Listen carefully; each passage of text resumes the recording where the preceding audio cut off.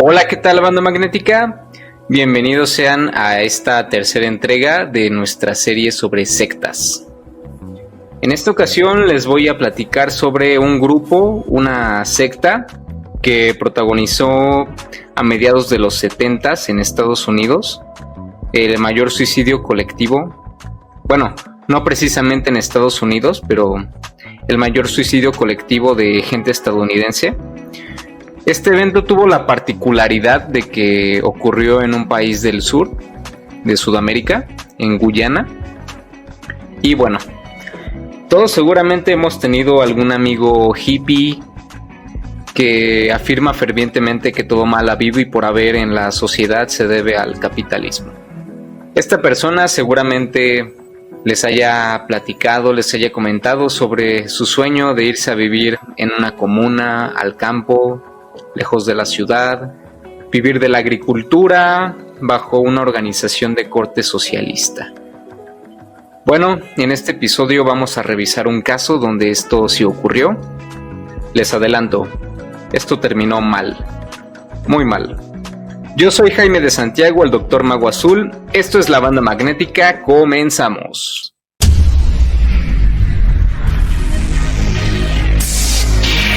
Saludos, polos y dipolos, bienvenidos a La Banda Magnética, donde hablamos de todo y de nada. Polarizando las opiniones, unificando las ideas.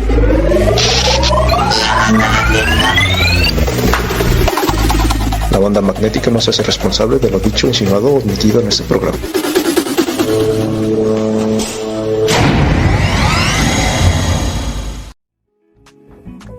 En este episodio me acompaña el Dr. Degar. Dr. Degar, bienvenido, ¿cómo se encuentra? ¿Qué onda, Magnética Banda? ¿Cómo les va? Me encuentro muy bien. Ansioso para saber de qué secta vamos a hablar esta tarde, noche, o no sé a qué horas nos escuchen. Yo tampoco lo sé. Excelente. Doctor Oscuridad, Doctor Darkness, ¿cómo se encuentra? Bienvenido. Positivo. Sin nada de electrones. Aquí estamos, listos para escuchar de esta secta que nos trae Dr. Mago Azul. Suena ya bastante interesante con lo que nos ha comentado y apenas vamos comenzando. Así es. Realmente es un caso muy particular. Vamos a ello. Pues esta secta surgió a mediados de los 60s en Estados Unidos, en Indianápolis, en el estado de Indiana. A pesar de que esta serie está enfocada a los supervivientes de las sectas, lamentablemente para este caso los supervivientes o los desertores no fueron tantos. Realmente una vez que concluyó esta secta, que se dio este fatídico desenlace, pues la gente que logró sobrevivir pues llevó una vida normal de vuelta en Estados Unidos, mantuvo un perfil promedio. Sin embargo, pues en las recopilaciones, en los testimonios audiovisuales escritos, pues se puede vislumbrar una cierta incomodidad cuando estas personas hablan con terceros acerca del tema, y no cabe duda de que hay cosas que seguramente vieron que no le han contado ni le contarán a la prensa y que se llevarán a su tumba. Es un caso muy extraño, muy paradójico en algunos puntos, pero bueno, la secta se llama el Templo del Pueblo, en inglés People's Temple. Fue una secta fundada por Jim Jones. Jim Jones fue un predicador cristiano, nacido en Lynn, Indiana, y desde muy temprana edad a Jim Jones su madre le inculcó un amor por los animales, le inculcó valores como apoyar a los desprotegidos, velar por el bien de los desamparados, de los vagabundos, y pues vamos, hasta ahí nada mal. ¿Qué pasó después? Bueno, estas ideas que él tenía lo llevaron a formar su propia iglesia.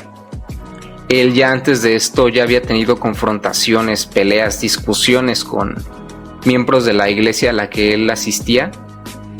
ya que él era un ferviente creyente de la igualdad racial. Recordemos que en ese tiempo, si ahorita vemos todavía actos de racismo muy marcados en Estados Unidos, en ese tiempo era todavía mayor la segregación racial. Él seguido discutía con miembros de su iglesia porque él abogaba porque las personas afrodescendientes pudieran ocupar las primeras filas dentro de su organización, dentro de su iglesia. Y bueno, bajo estas ideas, él funda su propia iglesia en el año 1954. Es la Community Unity Church.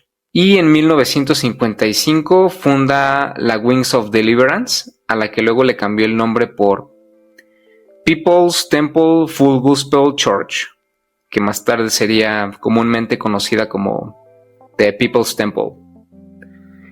Un dato curioso es que esta iglesia, la Community Unity Church, todavía sigue vigente en el estado de Indiana, en Indianápolis más en específico. En su página web no mencionan nada sobre su fundación ni sobre su fundador. Es un poco gracioso porque me recuerda a este meme sobre las compañías de autos que preguntan: ¿quién fue tu fundador, Ford? Y ahí están los de Ford, ahí levantando la foto de Henry Ford, bien orgullosos. Y oye, Volkswagen, ¿quién fue tu fundador? Y ponen el meme del mono, diciendo así como de... Hablemos de otra cosa, ¿sí? Recordemos que estrictamente hablando, esas cosas. Estrictamente hablando, el fundador de Volkswagen fue Hitler, así que... Pues bueno. Sabiendo cómo terminó este caso... ¿La misma historia? Sí. Sabiendo cómo terminó este caso de la iglesia del pueblo, pues no se me haría raro que actualmente traten como de ocultar toda esa parte. Estas ideas que Jim Jones predicaba, él las llamaba socialismo apostólico. Y en su iglesia él instaba a sus seguidores a que lo llamaran papá o padre, y realizaba sesiones de curación, tal cual, curaciones milagrosas. Había ciertas personas que siempre dudaron sobre la veracidad de estas curaciones. Entre ellas está Joannelle Smart, que decía que ella no creía realmente que él pudiera curar a alguien genuinamente enfermo, que sus sesiones de curación eran tal cual de elegía a alguien al azar, bueno, supuestamente al azar del público, y le decía que tenía cáncer, pero que lo iba a curar, y esa persona quedaba curada. Qué casualidad. Sí, qué casualidad. Híjoles, tienes cáncer, te vas a morir, pero yo te puedo quitar ese cáncer ahora mismo, ese cáncer que no te habían ni detectado antes. Sí, así es, algo así. Algo así como de, y ahora se te quitará lo feo. Y alguien totalmente idéntico a él, ¿no? Oh, muchas gracias.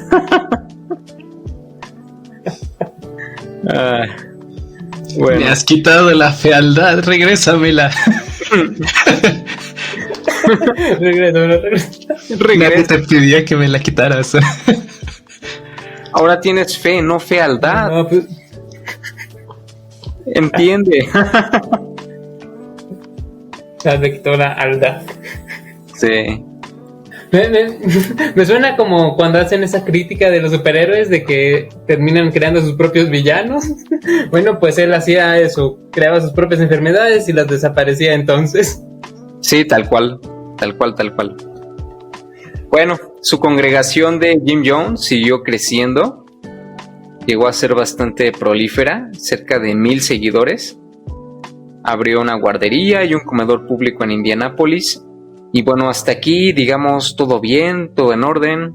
Incluso parecería que estuviéramos hablando de un premio Nobel de la Paz, ¿no?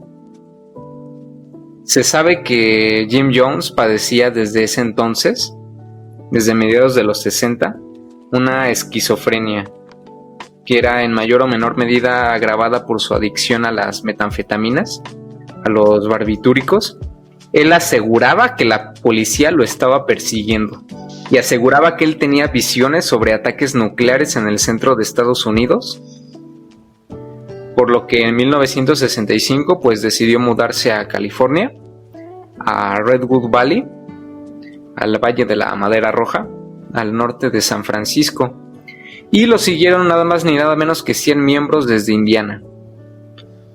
Desde entonces aquí en San Francisco pues empezó a ganar fuerza su comunidad. Era una comunidad que pues realmente atendía a los grupos más vulnerables, porque testimonios indican que él recibía a drogadictos, a exconvictos, madres solteras, afrodescendientes que sufrían discriminación a causa de su color de piel. Y bueno, toda la gente con la que él convivió en este tiempo pues lo describen como una persona con una aura cálida, muy agradable, muy carismático. Hay un testimonio de una persona, un vagabundo, Alan Swanson, que vivía en una comuna religiosa cuando un amigo lo convenció de entrar a esta iglesia de Jim Jones. Él afirmaba que Jim Jones, a diferencia de otros predicadores, él no se vestía de manera ostentosa, con trajes, ni manejaba carros de lujo, sino que siempre vestía de forma modesta y estaba muy cercano con su comunidad. Tim Carter, otro miembro de la iglesia, del Templo del Pueblo, era un veterano de Vietnam que vivía en la calle. E igualmente un amigo le contó sobre el Templo del Pueblo y él describe que en cuanto entró, la comunidad lo hizo sentirse como en casa. Era una comunidad que proclamaba la igualdad racial, leían la Biblia como en cualquier otra iglesia cristiana y además empezaban a difundir ideas de corte socialista. Recordemos que para ese entonces estaba en su ápice el movimiento anticultural en los Estados Unidos, conocido como el Flower Power, poder de las flores, el movimiento hippie. Entonces Jim Jones encajó totalmente con este movimiento, encarnó en muy buena medida todos los ideales que este movimiento impulsaba. Y pues bueno, no era de extrañarse que incluso muchas mujeres jóvenes pues se sintieran atraídos por él. Igualmente por este fervor, por esta pasión que mostraba por ayudar a los más necesitados, pues terminara por convencerlas por entrar a estas organizaciones. Es muy curioso porque dadas sus ideas, es como el anti-Charles Manson, de alguna manera. Sí, de hecho, este suena así como súper positivo. Sí. Sí les daba cosas, no como Manson. Ajá, y proclamaba la igualdad racial a diferencia de Manson. Y digamos, no sé... Están opuestos. Y recordando un poco este episodio de Heaven's Gate, pues no se limitaba únicamente a predicar sobre dioses, como que dioses y eventos apocalípticos que iban a pasar, sino que además de eso, pues él ayudaba a la gente con su comunidad. Él trabajaba con asociaciones benéficas, conseguían alimento, cobijas, realizaban actividades de beneficencia muy importantes en toda la costa. Y pues Jim Jones llegó a hacerse de amistades importantes, llegó a tener mucha influencia. Realmente su movimiento daba un corte muy positivo. Sin embargo, bueno, como veremos, pues en gran medida su declive fue gracias a su adicción a los barbitúricos. Oye, mire, si te fijas, de nuevo las drogas están incluidas en esto. Sí. Pues sí, recuerden, chicos, no tomen drogas y no terminarán matándose a ustedes mismos. Un consejo de sus amigos de la banda magnética. Él era muy adicto a un barbitúrico muy específico que eran los Quaaludes. Son un medicamento para controlar la ansiedad y reducir el estrés, pero él los consumía de forma adictiva. Llegaste a mencionar que padecía de esquizofrenia, ¿cierto? Sí. Pues es una situación bastante, pues, bastante peligrosa, ¿no? Porque pues tal vez intentaba consumir este tipo de drogas en el inicio para calmar esa problemática que subyacente que ya tenía, ¿no? Probablemente. Sin embargo, pues terminó en una adicción y además de los qualiots era adicto a otro tipo de barbitúricos. Y bueno, conforme su comunidad comenzaba a ganar fuerza,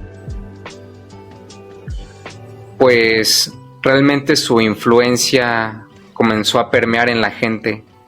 Empezó a tener más seguidores y más fieles.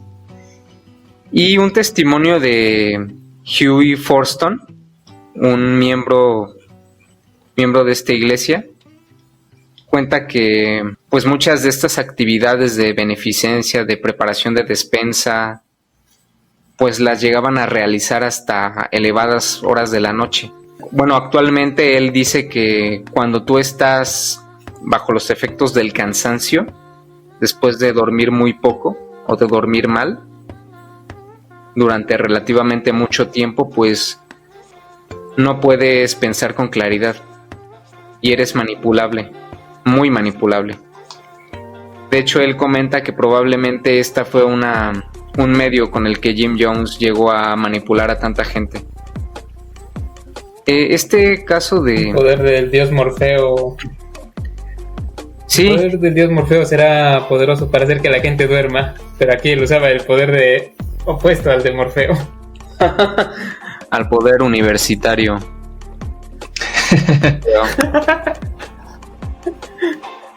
¿Cómo fue que acepté la maestría?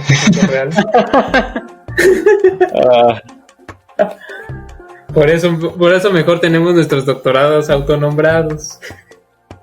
A nuestra audiencia que haya escuchado los capítulos anteriores, pues tal vez ya lo hayan notado, pero pues este episodio quizá no esté tan impregnado de este factor cómico, porque realmente era una persona relativamente cuerda antes de su declive, y realmente se me dificultó hallarle algún factor cómico gracioso a este caso. Tim Carter nos dice que él ayudaba a los demás, que su comunidad hacía cosas útiles por la gente, que ellos realmente estaban marcando la diferencia. Algo muy curioso con lo que ya podemos empezar a dudar sobre las verdaderas intenciones. Bueno, a conocer un poco más sobre quién era este sujeto Jim Jones, era que de testimonios de mujeres que pertenecieron al templo del pueblo y que desertaron, se sabe que dentro de esta comunidad había una cúpula, como una élite de 100 miembros, y dentro de esta cúpula había todavía un grupo más selecto, que eran en su mayoría mujeres blancas, que pues asistían de forma más cercana a Jim Jones. Por ejemplo, nos cuenta una ex miembro del templo del pueblo, nos cuenta Laura Johnston Cole, que si eras mujer, eras blanca, eras atractiva y eras de la simpatía de Jim Jones, inmediatamente subías en el escalafón, y que entrabas a un grupo más selecto donde tenías mayor voz y voto, y que estas mujeres incluso mantenían relaciones sexuales con él. Entonces, pues bueno, Jim Jones ya era un hombre casado para ese entonces y había tenido un hijo y adoptado a otros 6 de diferentes razas, en lo que él llamaba a su familia una familia arcoíris, pero que pues con estas prácticas de adulterio pues ya dejaba ver en mayor o menor medida pues más acerca de su persona y de sus convicciones realmente. Conforme va ganando fuerza ya hacia el inicio de los 70s, pues empiezan a filtrar opiniones, se empiezan a filtrar relatos sobre que las sesiones de curación son falsas, de que Jim Jones habla incluso sobre resucitar a los muertos, sobre cosas muy, muy bizarras. Entonces Jim Jones recurre a sus contactos, a sus influencias, pues para hacer que pues dejen de difundir este tipo de historias. Y desde entonces Jim Jones empieza a plantear la idea de salir de Estados Unidos y de, como les mencioné al principio, mudarse, fundar una comuna, vivir bajo un régimen socialista. Y bueno, para el otoño de 1973, un grupo de 8 personas de diferentes razas desertaron del templo del pueblo y mandaron una carta a los medios acusando a Jim Jones de hipócrita, de clasista y racista. Toma. Sí, este grupo se le conoció como el Grupo de los 8 y pues desde ese entonces la paranoia de Jones aumentó. Él para ese entonces ya había comprado una sinagoga en San Francisco y pues incluso había relatos de que miembros del templo del pueblo pues continuamente patrullaban a las afueras de la instalación armados con rifles de asalto. Entonces, realmente la paranoia escaló muy rápido. La paranoia de Jones de que la policía lo estaba buscando ya había escalado muchísimo. Sí, no lo estábamos buscando, pero ahora que tienes personas con rifles de asalto afuera de tu iglesia, ahora probablemente estamos buscando. Sí. Sí, él en sus sermones desde entonces comenzó a hablar sobre suicidio colectivo, pero él no le daba este nombre. ¿Sí? Se me ocurre que ahí él podría bien haber dicho, para que vean que sí soy profeta. Yo les dije que me buscaría la policía y ahora miren. Él no le llamaba como tal suicidio colectivo, él lo llamaba suicidio revolucionario. Esta idea la había tomado de un miembro de los Pantera Negra. No Pantera Negra de los de Marvel, no. Las Panteras Negras, un grupo antirracismo universitario de los Estados Unidos. Él lo había tomado de Huey Newton. Él leyó su libro y de ahí tomó ese término esa idea del suicidio revolucionario. Su idea era que al suicidarse... No, es una estafa piramidal. Es una estafa trapezoidal. Muy diferente. Así es, con el suicidio no colectivo. No colectivo, un suicidio revolucionario. Él creía que al suicidarse la gente los iba a ver como mártires y que iba a hacer sentir mal al mundo por haber provocado su suicidio. Testimonios afirman que él creía que se avecinaba un cataclismo nuclear y que iba a haber campos de concentración como en la Segunda Guerra Mundial y que la prensa y el gobierno querían hacerles daño. De hecho, Leslie Cathy, una afrodescendiente, una chica afrodescendiente que se unió cuando tenía 13 años, junto con su mamá y su hermana, dice que en el templo solían realizar ejercicios a campo abierto de simulación de ataques armados, donde hacían correr a la gente como preparándolos para una especie de persecución a muerte. Ya para 1974, Jim Jones adquiere, un poco antes allá había adquirido en el país de Guyana, que por cierto, Guyana también se pronuncia, es referido como Guayana. Sin embargo, este segundo nombre, Guayana, hace más bien alusión a la región, que si bien se incluye lo que actualmente es el país de Guyana, pues también incluye un poco de lo que es Venezuela y Brasil, que era colonia británica. Pero según la RAE, el término correcto para referirse al país autónomo es Guyana. Para que vean que la banda magnética también es educativa. Por supuesto, nadie lo había dudado.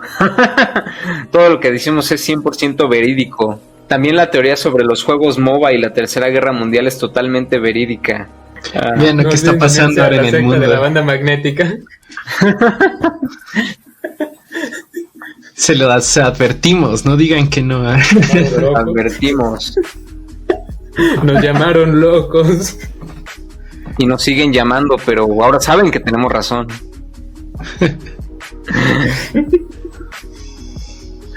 Y quizás también estemos locos, pero de todos modos tenemos razón.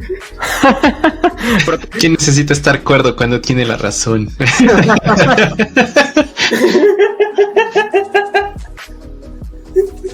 Y bueno, esta fue una de las causas por las que Jim Jones se hace con un área relativamente extensa en el país de Guyana. Ah, por cierto, no les he comentado, pero en la parte financiera, cuando una persona entraba al templo del pueblo, por testimonio de Jim Carter, tú tenías que dar todo lo que tú tenías, todo tu dinero, tus ahorros, pensiones, todo, iba para la comunidad. Pues jaque mate, que soy estudiante, así que no tengo nada. Entonces realmente las personas no se podían echar atrás. Entonces si eras, porque de hecho, o sea, las personas que no tenían nada, pues su retribución era trabajo físico, tal cual como ya les mencioné, él pues hacía trabajar a las personas preparando despensas, limpiando el templo, o sea, hasta altas horas de la noche. Realmente él exigía de manera velada pues una entrega total a esta comunidad. ¿Estás seguro que no era una universidad lo que estaba haciendo?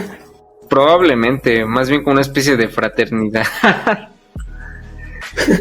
No sé. No, pero en la universidad terminas más endeudado. Ahí solo les quitaban todo.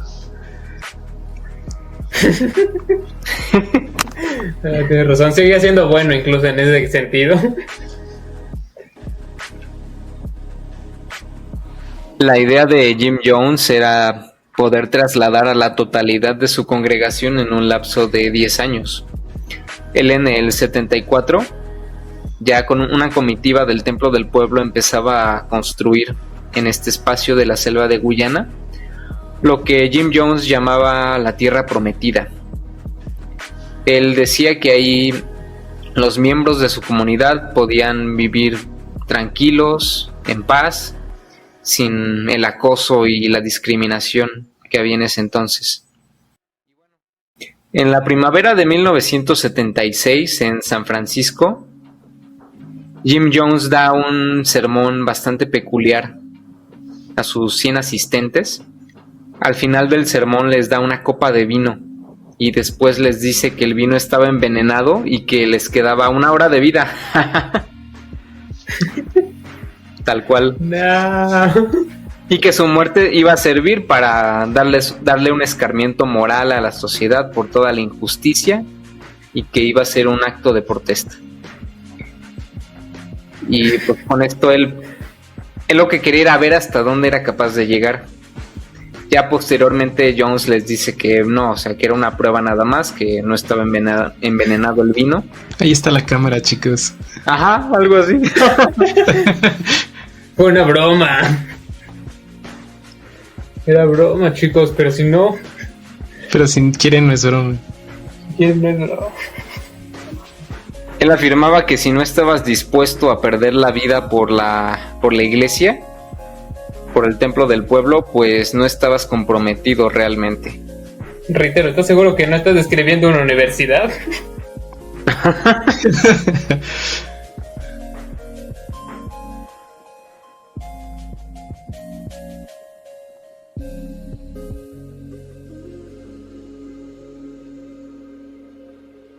La revista The New West publica un par de artículos en ese tiempo sobre Jim Jones acerca de su congregación en el 77, en el que ya se recopilaban varios testimonios sobre exmiembros que denunciaban que incluso dentro del templo había castigos físicos, incluso muertes derivadas de estos castigos físicos.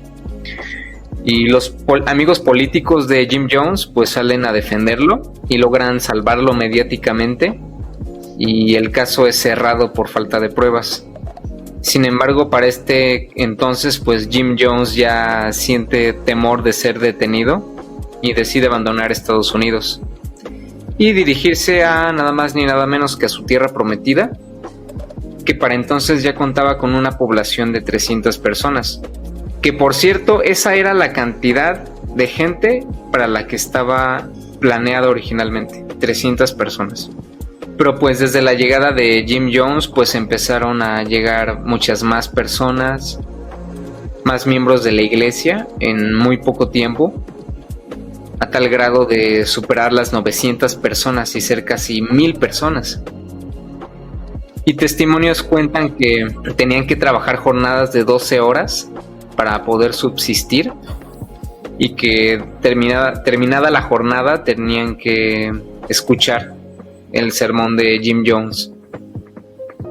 Y pues realmente muchos comentan que, pues, oh sorpresa, pues no es lo mismo imaginarse vivir del campo a realmente vivir del campo.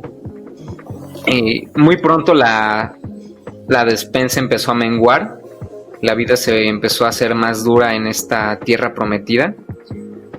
Leslie Cathy cuenta que al principio pues les daban un cuarto de pollo los domingos, pero conforme fue llegando más y más gente a Guyana, al final solamente comían arroz con galletas, y luego se acabaron las galletas y en fin.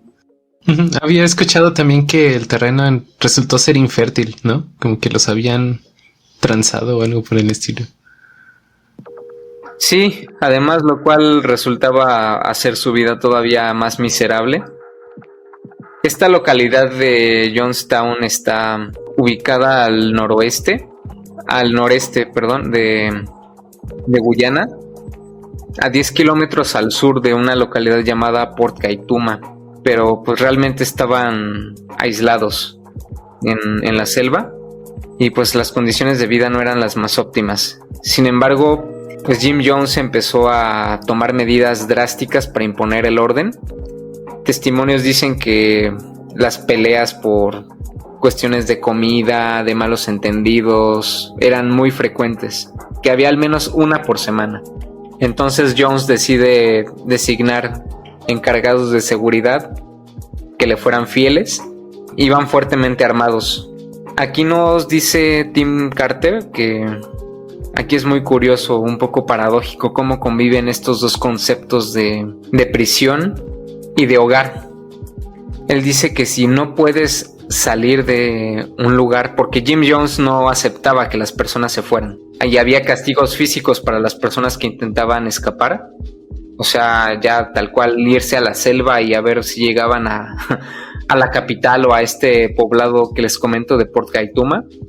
Tim Carter nos dice que si tú no puedes salir de un lugar, es una prisión, pero si tú en algún momento decides estar por cuenta propia, porque así lo quieres en ese lugar, entonces deja de ser una prisión, aunque factualmente sigues estando en una prisión. Entonces de repente llegó a haber mucha gente que estaba ahí más en una prisión porque lo que querían era salir de ahí, y gente que pese a todo pues seguía creyendo en Jim Jones. Desearía estar en Texas. Ay, como desearía estar muerto. Muy pronto tus deseos se cumplirán. Sí, de hecho, Joanelle Smart, esta mujer afrodescendiente que desertó del templo, ella llegó a visitar esta localidad de Johnstown, que así fue como se le conoció posteriormente, porque ahí habían ido sus hijas, y dice que realmente Jim Jones estaba completamente acabado. O sea que definitivamente había alguien que daba las órdenes, como un grupo que manejaba todo, y que al mismo tiempo era el responsable de suministrarle las drogas a Jim Jones.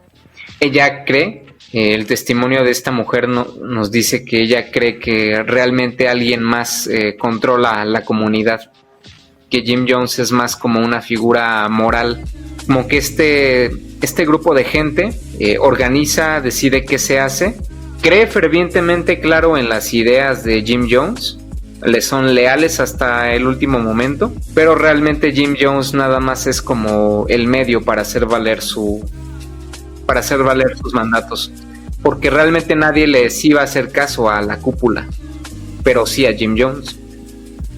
Entonces, bueno, ya para el 78, pues ya la comunidad de Johnstown rondaba los 1000 habitantes. Esto es la culpa de la mafia del poder, ¿eh? Sí.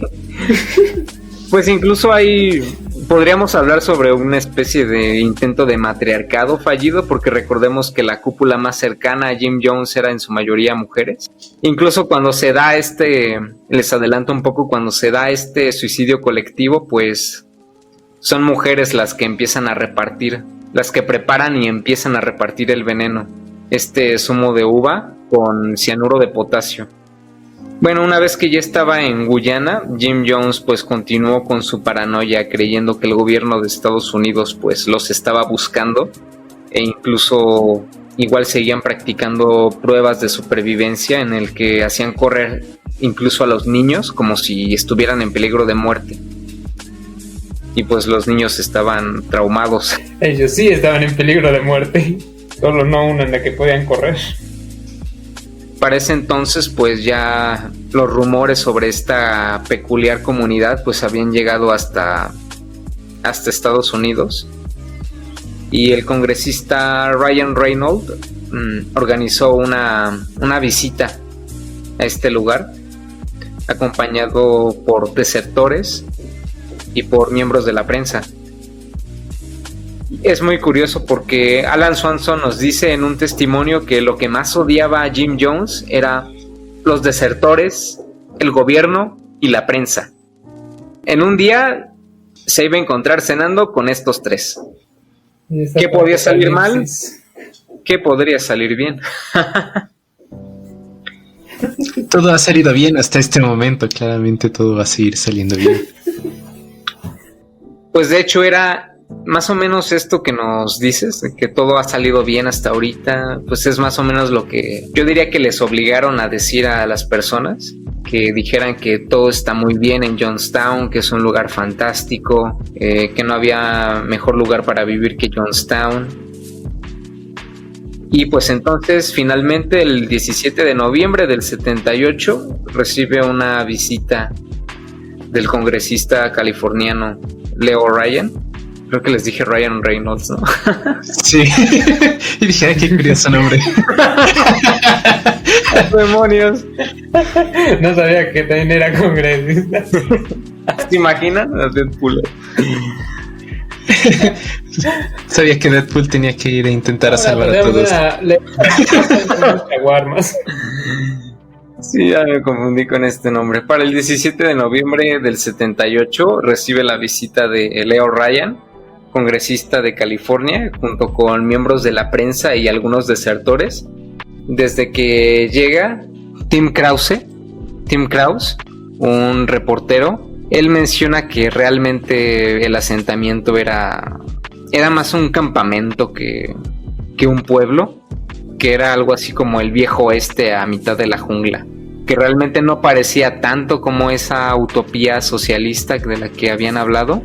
Y empiezan a filmar, a entrevistar personas, pero siempre se encuentran con lo mismo, con que Jonestown es maravilloso, con que ahí no pasa nada malo. Sin embargo, pues llegó a haber momentos en los que los reporteros querían explorar, ver ciertas zonas, pero pues las personas de Jim Jones, sus matones, les decían, no, aquí no puedes ver.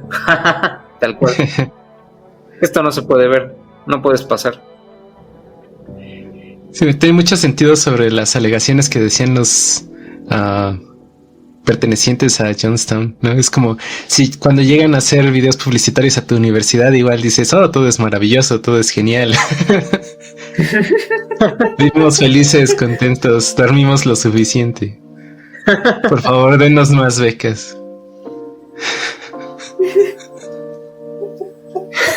Pues ojalá hubiera sido algo similar, pero la verdad es que en las entrevistas que le hacían a Jim Jones, el propio Charles Krause, un reportero de The Washington Post, describe a Jones como un completo desquiciado, alguien que no estaba en sí, que así como de repente podía estar tranquilo, charlando, de repente se alteraba y gritaba y decía que lo estaban atacando, y de repente otra vez se tornaba comprensivo y decía no, que lo entendieran, que trataran de ser empáticos con el esfuerzo que estaba haciendo.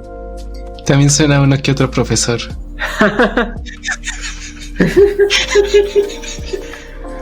No por nada lo eligieron a él como director.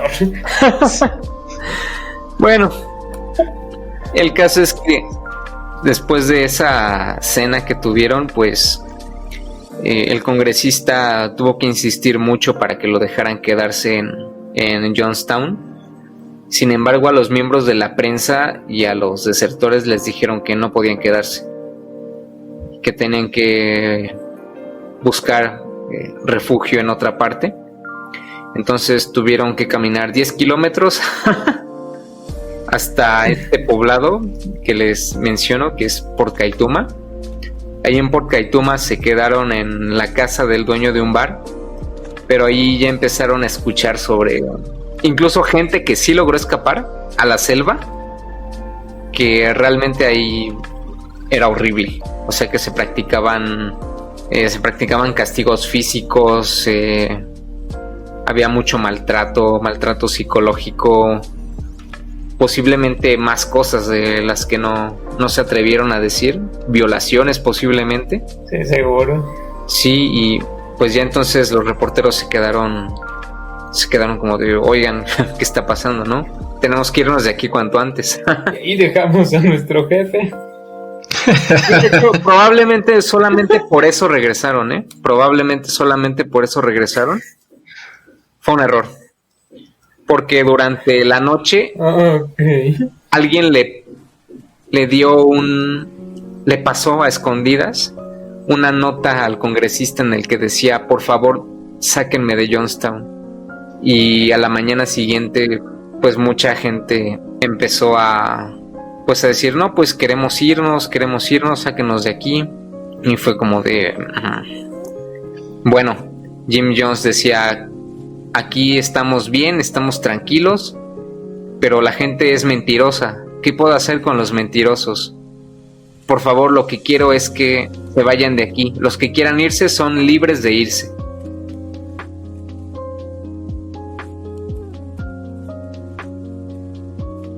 Ya alrededor de las 2 de la tarde, pues ya el equipo de Leo Ryan, junto con un grupo de desertores que querían abandonar Johnstown, pues salieron de la comunidad.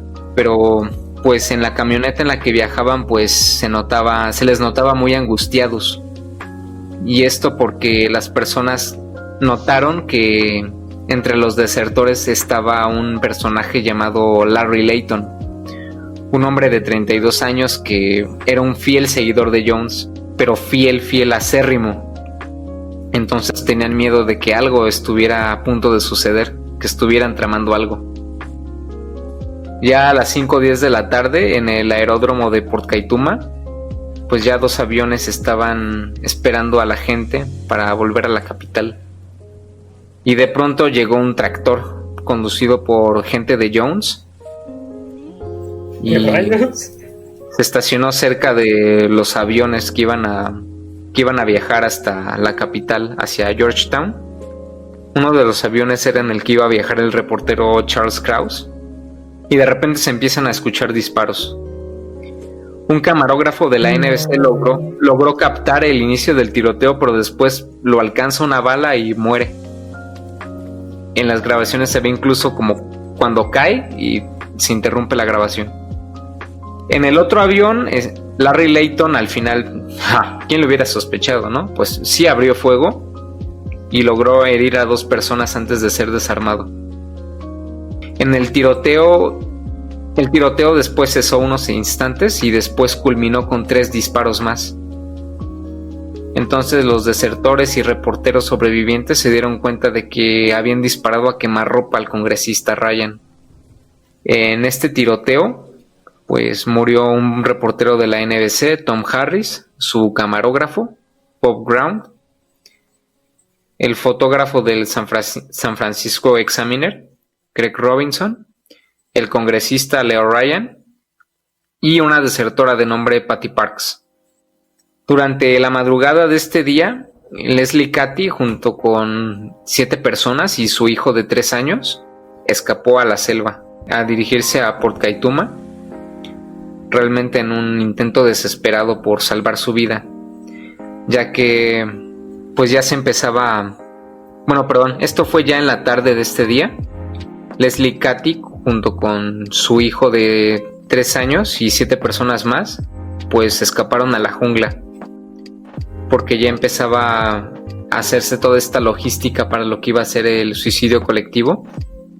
Mientras tanto, lo que ocurrió en la tarde, los aviones quedaron dañados, uno de ellos quedó inutilizable, pero el avión que aún servía logró despegar. Y algunos de los que sobrevivieron pero quedaron heridos, pues tuvieron que quedarse ahí y caminar media milla en busca de ayuda. Y a las 2 de la mañana del 19 de noviembre del 78, 2 habitantes de Johnstown llegaron a Port Kaituma y les informaron a las autoridades que Jim Jones estaba obligando a las personas a suicidarse. Es decir, todo esto ya se venía fraguando desde al menos un mes antes. El zumo de uva y el veneno pues ya habían sido conseguidos desde hace un mes. La tarde del 17 de noviembre, Jim Jones dice: ha llegado el final, me alegro de que haya llegado. Por favor, no tengan miedo de la muerte, todo va a estar bien. Díganles a los niños que dejen de llorar, que no lloren. Hacen una oración. Un grupo de enfermeras del grupo allegado a Jim Jones reparte vasos con zumo de uva con cianuro de potasio. 913 personas murieron, entre ellos más de 200 niños. Después llegó ya en la tarde el ejército de Guyana. Posteriormente llegó el ejército de los Estados Unidos, traídos en un avión militar desde una base en Panamá. Y pues el escenario era totalmente dantesco.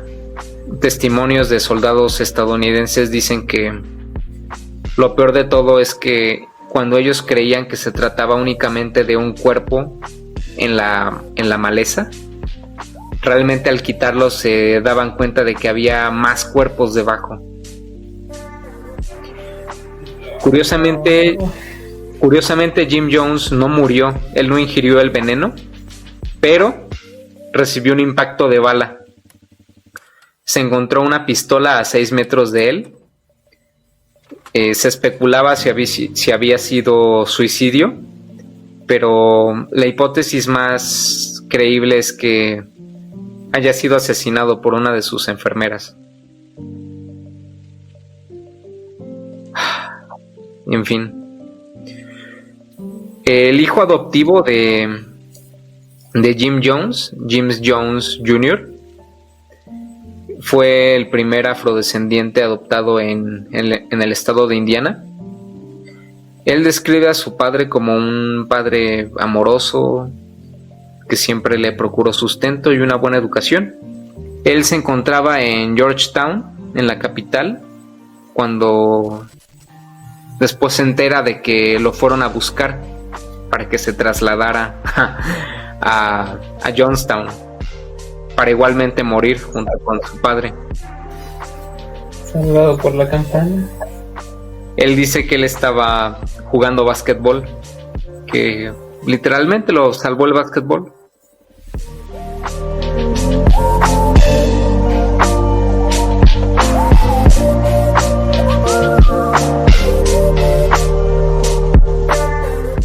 Pues para cerrar, estoy consciente de que la cooperación, el trabajo mutuo, la sinergia, resultado de trabajar con más personas, es la base del progreso humano.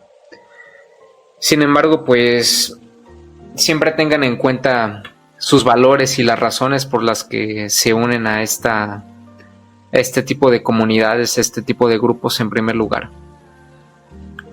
Realmente es muy triste. Lo que no me gusta cuando es el aniversario de esta tragedia es que los medios se hacen mucho énfasis en la manipulación, en no dejarse engañar, pero realmente no ahondan en que, a ver, en primer lugar, si no hubiera existido esta segregación racial, probablemente estas personas no hubieran recurrido este tipo de personajes, este tipo de líderes. Porque en un principio Jim Jones realmente ofreció una muy buena oportunidad para vivir en paz, poder desarrollarse como personas, como ciudadanos, en un país que pues los oprimía, los discriminaba, en un país paradójicamente llamado la Tierra de la Libertad.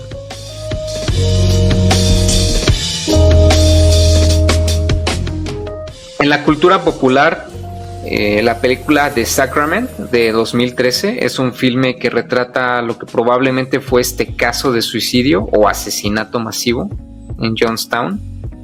Los nombres de los personajes cambian, pero la esencia es la misma. Esta película está dirigida por Ty West, se las recomendamos. Y Leonardo DiCaprio será el protagonista de una película biográfica sobre el controversial líder de esta secta, Jim Jones. La banda de rock psicodélico de los 90s, The Brian Jonestown Massacre, toma su nombre del guitarrista fundador de los Rolling Stones, Brian Jones, y del suceso ocurrido con esta secta del Templo del Pueblo, de la que les hablé el capítulo de hoy. Testimonios de Leslie Catty, Laura John Colston y demás supervivientes pues dicen que si te obligan a suicidarte por miedo a la vida, eso no es un suicidio, es un asesinato.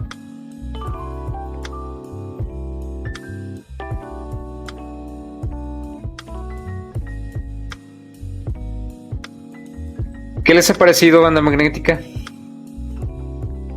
No, se me hace como excelente, no sé, triste, perturbador incluso. Pues eso de que ni siquiera, pues es que sí lo tratan como un suicidio, pero como usted dijo, doctor Mago Azul, no, pues realmente como no lo puedes llamar un suicidio cuando te están obligando a tomar tu vida. Y pues aparte no era como que pues tuvieran así la libertad de elegir, porque ni siquiera los dejaban ir. Entonces eso sí, pues desde ahí es donde yo ya diría, eso definitivamente no fue un suicidio desde ese punto. Además de que los niños a esa edad tienen una idea vaga de lo que es la vida, la muerte, el asesinato, el suicidio.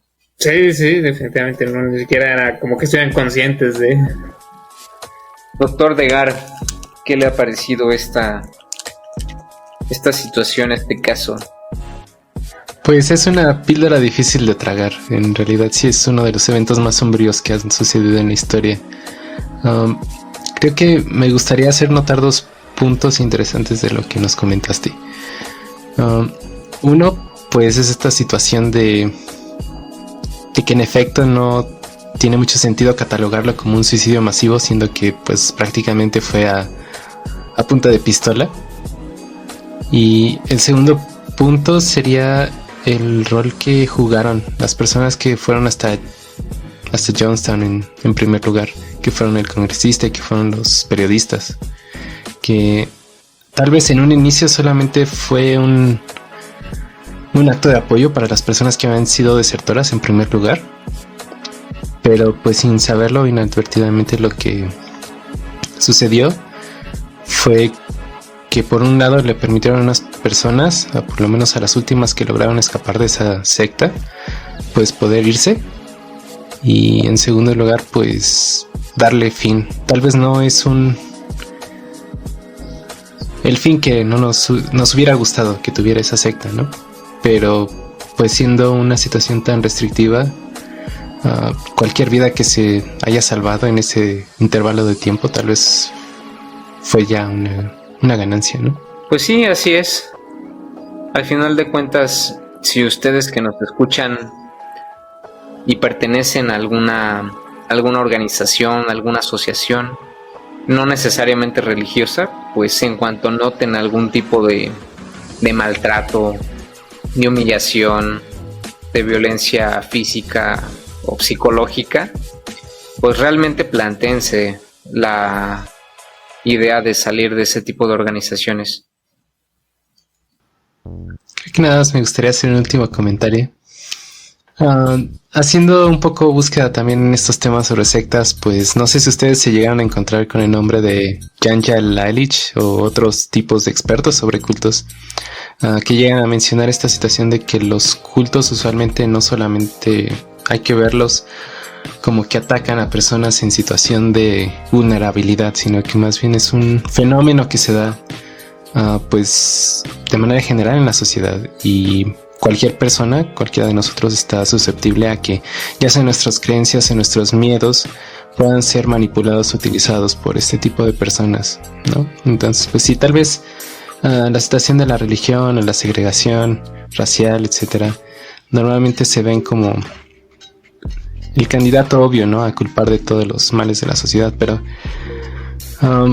pues hay que ver también todas las aristas de eso, ¿no? Son problemas muy complejos. Todos estamos de cierta manera predispuestos simplemente por tener la condición humana a pertenecer a un culto, y muchas de las recomendaciones que dan pues son tener estas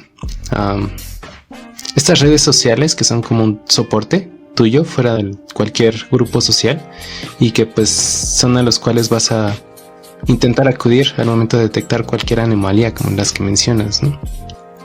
Sí, así es.